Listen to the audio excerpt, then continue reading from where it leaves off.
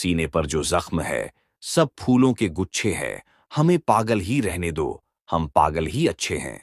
दोस्तों, यह शब्द उस महान क्रांतिकारी के हैं जिनके नाम सुनकर अंग्रेज थर थर कांपने लगते थे, जिन्होंने न केवल ब्रिटिश हुकूमत के खिलाफ हथियार उठाए, बल्कि अपनी कलम से देश में युवा क्रांतिकारियों में आजादी को लेकर ऐसा जोश और जुनून उजागर किया, जो अंग्रेजों को देश से बाहर खदेड़ने के बाद ही शांत हुआ, और जिनके साहस, बलिदान और शौर्य की गाथा सुनकर आज भी हमारे रोंगटे खड़े हो जाते हैं और सीना गर्व से चौड़ा हो जाता है। 23 साल की उम्र में अंग्रेजों को घुटने टेकने पर मजबूर करने वाले और इनकलाब जिंदाबाद के नारा लगाकर खुशी खुशी फांसी के फंदे को चूमने वाले शहीद आजम भगत सिंह की पहचान के मोहताज नहीं है। लेकिन क्या आप जानते हैं कि वीर भगत सिंह और राजगुरु ने ब्रिटिश अधिकारी जॉन सैंडर्स की हत्या गलती से कर दी थी, जबकि उनका टारगेट कोई और था। लेकिन कौन और क्यों? असेंबली में बम फेंकने के बाद भगत सिंह ने खुद को गिरफ्तार करवा लिया और 21 साल की उम्र में अपनी मौत की तिथि लिख दी। आखिर इतना बड़ा बलिदान के पीछे क्या वजह थी? और दुख की बात यह है कि गांधी जी भगत सिंह की फांसी रुकवा सकते थे, मगर उन्होंने ऐसा नहीं किया। लेकिन क्यों? इन सभी सवालों के जवाब जानेंगे भगत सिंह की रोंगटे खड़े करने वाली जीवनी में। लेकिन उससे पहले हर भारतीय को उनकी याद में कमेंट में इनकलाब जिंदाबाद जरूर लिखे। 28 सितंबर 1907 के दिन पंजाब के लायलपुर जिले के बंगा गांव में रहने वाली एक सिख परिवार में भगत सिंह का जन्म होता है। उनके पिता सरदार किशन सिंह, चाचा अजीत सिंह और स्वर्ण सिंह उस वक्त ब्रिटिश हुकूमत के कॉलोनाइजेशन बिल का विरोध करने के कारण जेल की सजा काट रहे थे। भगत सिंह का पूरा परिवार आजादी के संघर्ष में शामिल था। भगत सिंह का पूरा बचपन स्वतंत्रता सेनानियों के बीच गुजरा। उन्होंने अपने पिता से साहस, बलिदान और देशभक्ति जैसे गुण सीखे। इसी भावना के चलते उन्होंने सिर्फ 5 से 6 की उम्र में अपनी मां विद्यावती कौर से कहा कि मैं ब्रिटिश हुकूमत से प्रभावित स्कूल में नहीं पढ़ूंगा, बल्कि उन्होंने दयानंद एंग्लो वैदिक स्कूल ज्वाइन किया, जिसकी जड़ें भारत के महान इतिहास से जुड़ी थीं, जहां उन्होंने 10 साल की उम्र में अपनी कक्षाओं की किताबों के अलावा अन्य 50 किताबें भी पढ़ ली थीं, जिनका विषय खासकर आजादी क्रांतिकारी विचारधारा से जुड़ा हुआ था। यहां हम आपको भगत सिंह के बचपन का एक दिलचस्प किस्सा सुनाते हैं। एक दिन वह अपने खेत में जाते हैं, जहां उनके पिता सरदार किशन सिंह जमीन में आम की गुठलियां बो रहे थे। तभी भगत सिंह ने उनसे सवाल किया कि आप क्या कर रहे हैं।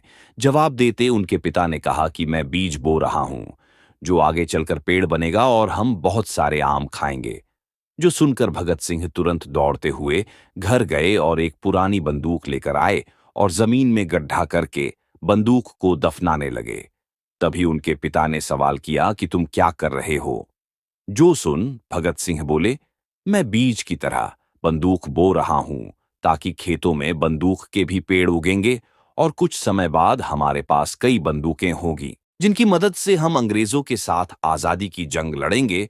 वैसे तो भगत सिंह की ये बातें कुछ लोगों को बचकानी लग सकती है, लेकिन उनके पिता ने इन बातों के पीछे भगत की विचारधारा को पहचाना और उनका सीना गर्व से चौड़ा हो गया, क्योंकि वे समझ चुके थे कि आगे चलकर भगत आजादी की बड़ी लड़ाई लड़ेगा। खैर, साल 1919 आते आते 12 साल के भगत ने सोशल इकोनॉमी और पॉलिटिकल रिफॉर्म पर 100 से भी ज्यादा किताबें पढ़ ली थीं। वह अपनी उम्र के बच्चों से काफी ज्यादा समझदार थे, लेकिन उन्हें आजादी का असली महत्व 13 अप्रैल 1919 के दिन, जब अमृतसर के जालियांवाला बाग में आंदोलन कर रहे मासूमों पर अंग्रेजों ने ओपन फायरिंग कर दी और बाहर निकलने का रास्ता बंद कर दिया, जिससे जान बचाने के लिए हजारों लोग यहां वहां भागने लगे। कुछ लोग तो जालियांवाला बाग के कुएं में भी कूद गए और तड़प तड़प कर मर गए, और कुछ का शरीर गोलियों से छलनी हो गया। आजादी की लड़ाई के इस काले दिन पर करीब 1500 लोगों ने अपनी जान गंवाई थी, और इस बारे में खबर मिलते ही 12 साल के भगत 40 किलोमीटर पैदल चलकर जालियांवाला बाग पहुंचे, और खून से लथपथ देशवासियों को तड़प तड़प कर मरता देख उनकी रूह कांप उठी। भगत सिंह ने देश की आजादी को ही अपने जीवन का एकमात्र लक्ष्य तभी बना लिया वो एक कांच की बोतल में खून से रंगी मिट्टी भरकर अपने घर ले आए। तभी उनकी बहन ने पूछा कि तुम इतनी देर कहाँ गायब थे? तो भगत सिंह मिट्टी दिखाकर बोले, यह मेरे उन शहीद देशवासियों का खून है जिन्हें अंग्रेजों ने बेरहमी से मार दिया है। मैं इनकी मौत का बदला लूंगा और अंग्रेजों को भारत से बाहर खदेड़ फेंकूंगा। जब भगत सिंह आजादी की लड़ाई के लिए तैयार थे, लेकिन उन्हें कोई राह नहीं दिखाई दे रही थी। इसी बीच 5 सितंबर 1920 के दिन गांधी जी असहयोग आंदोलन की शुरुआत की। उन्होंने कहा कि हम अंग्रेजों के हिंसा का जवाब हिंसा से नहीं, बल्कि उनके उत्पादों का इस्तेमाल बंद कर देंगे। उनके द्वारा बनाए गए स्कूल कॉलेज में पढ़ने नहीं जाएंगे और स्वदेशी चीजों का इस्तेमाल करेंगे। भगत सिंह गांधी जी की इस विचारधारा से काफी प्रभावित हो गए और उन्होंने लाहौर में असहयोग आंदोलन का बढ़-चढ़-कर समर्थन किया। वह खुलेआम अंग्रेजों को ललकारा करते थे, ब्रिटिश सरकार द्वारा छापी गई किताबों को जलाया करते थे। अगले 2 सालों में अंग्रेज कंगाल हो चुके थे और हर देशवासी की तरह भगत सिंह को भी यकीन था कि अंग्रेज जल्द ही भारत छोड़कर चले जाएंगे। लेकिन तभी चौड़ा चौड़ी कांड के कारण गांधी जी ने इस आंदोलन को वापस के लिया। तब भगत सिंह ने काफी निराशा महसूस की और उन्होंने आजादी के लिए क्रांतिकारी मार्ग चुना, क्योंकि वो समझ चुके थे कि अगर हम अहिंसा के नाम पर कमजोर पड़ेंगे तो अंग्रेज हमें कभी आजाद नहीं होने देंगे। और वहीं से शुरू होती है भगत सिंह के साहस और बलिदान की कहानी। दरअसल सन 1923 में उन्होंने लाहौर के नेशनल कॉलेज में दाखिला लिया, जहां उनकी मुलाकात सुखदेव और भगवती चरण जैसे क्रांतिकारियों से हुई। वह पढ़ाई में काफी अच्छे थे। उनको हिंदी, उर्दू, गुरुमुखी, अंग्रेजी और संस्कृत भाषाओं पर महारत हासिल थी। लेकिन असहयोग आंदोलन पर रोक लगते ही अंग्रेज बेकाबू हो गए थे। अंग्रेजों ने भारतीयों पर काफी ज्यादा अत्याचार करना शुरू कर दिया था और देश में आजादी की लड़ाई अपनी चरम सीमा पर थी। इसलिए भगत सिंह ने पढ़ाई छोड़ दी और खुद को पूरी तरह से स्वतंत्रता आंदोलन के लिए समर्पित कर दिया। हालांकि सन 1924 में उन पर शादी करने के लिए परिवार वालों का दबाव पड़ने लगा। तभी भगत सिंह ने यह कहते हुए घर छोड़ दिया कि यदि मैं भारत की आजादी से पहले विवाह करूंगा तो मौत ही मेरी दुल्हन होगी। और वे कानपुर आ गए। भगत सिंह का मानना था कि देश का युवा आजादी की लड़ाई में बड़ी भूमिका निभा सकता है। इसलिए वह बगावत करने के लिए लाखों युवाओं को अपनी तरफ करना चाहते थे।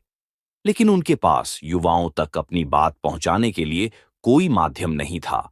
इसलिए सन 1926 में लाहौर में कीर्ति किसान पार्टी ज्वाइन कर ली और इस पार्टी द्वारा प्रकाशित की जाने वाली मैगजीन कृति में अंग्रेजों के खिलाफ आक्रामक लेख लिखने लगे। साथ ही अपने कुछ आर्टिकल के पंपलेट भी बांटने लगे थे। शहीद आजम भगत सिंह की लिखावट इतनी दमदार थी कि उनका लेख पढ़कर सभी का खून खौल उठता था। जो देख अंग्रेजी हुकूमत खुद को असुरक्षित महसूस करने लगी थी, इसीलिए वह कैसे भी करके भगत सिंह की आवाज बंद करवाना चाहते थे। इसी बीच एक बार अंग्रेजों ने उन्हें पर्चे बांटते हुए गिरफ्तार कर लिया और कोर्ट में केस चलाया। ब्रिटिशर्स की अदालत भी भगत सिंह को आजाद नहीं करना चाहती थी, इसलिए उन्होंने बेल के लिए 60,000 की मांग की। आज से करीब 100 साल पहले 60,000 का मूल्य आज के लाखों रुपए जितना होता था। इसलिए कोर्ट को लगा कि अब भगत सिंह जेल में सड़ते रहेंगे।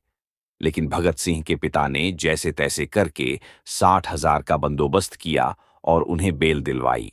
लेकिन इसके बावजूद उन्होंने ब्रिटिशर्स के खिलाफ लेख लिखना बंद नहीं किया। साथ ही नौजवान भारत सभा नाम से अपनी पार्टी का गठन भी किया।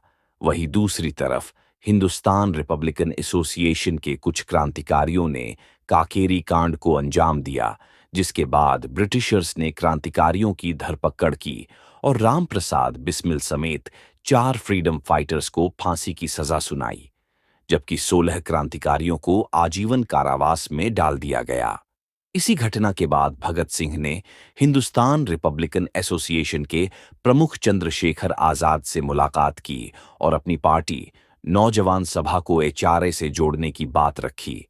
चंद्रशेखर भी भगत सिंह के इस प्रस्ताव से सहमत हुए और दोनों पार्टी का विलय कर दिया और नई पार्टी का नाम हिंदुस्तान रिपब्लिकन सोशलिस्ट एसोसिएशन रखा गया। उसी साल जब साइमन कमीशन भारत आया तो लाला लाजपत राय ने उनका जोरदार विरोध किया। इस विरोध प्रदर्शन के दौरान ब्रिटिश पुलिस की एमपी जेम्स स्कॉट ने भीड़ पर लाठी चार्ज करने का आदेश दिया। उसने दूर से लाला लाजपत राय को देख लिया और खुद उनके पास पहुंचकर बेत की छड़ी से मारने लगा और तब तक बेत चलाता रहा जब तक कि वे लहूलुहान होकर जमीन पर गिर नहीं गए। साथियों, लाला लाजपत राय बेहोश होने से पहले चिल्लाकर कह रहे थे कि हमारे ऊपर चलाई गई हर लाठी ब्रिटिश साम्राज्य की ताबूत में ठोकी गई कील साबित होगी। 17 नवंबर के दिन अस्पताल में इलाज के दौरान उनका निधन हो गया, जिससे देश के हर क्रांतिकारी का खून खौला था। अगले 10 दिसंबर 1928 को देश भर में क्रांतिकारियों की लाहौर में बैठक हुई, जिसकी अध्यक्षता भगवती चरण बोहरा की पत्नी दुर्गा देवी ने किया। इस बैठक में तय हुआ कि लालाजी की मौत का बदला लिया जाएगा और यह जिम्मेदारी भगत सिंह, सुखदेव चंद्रशेखर आजाद और जयगोपाल ने ली। इन चारों ने उस जगह जा द्वारा किया जहां उन्हें स्कॉट को मारना था। आगे की जानकारी अगले वीडियो में। तब तक के लिए जय हिंद, जय भारत।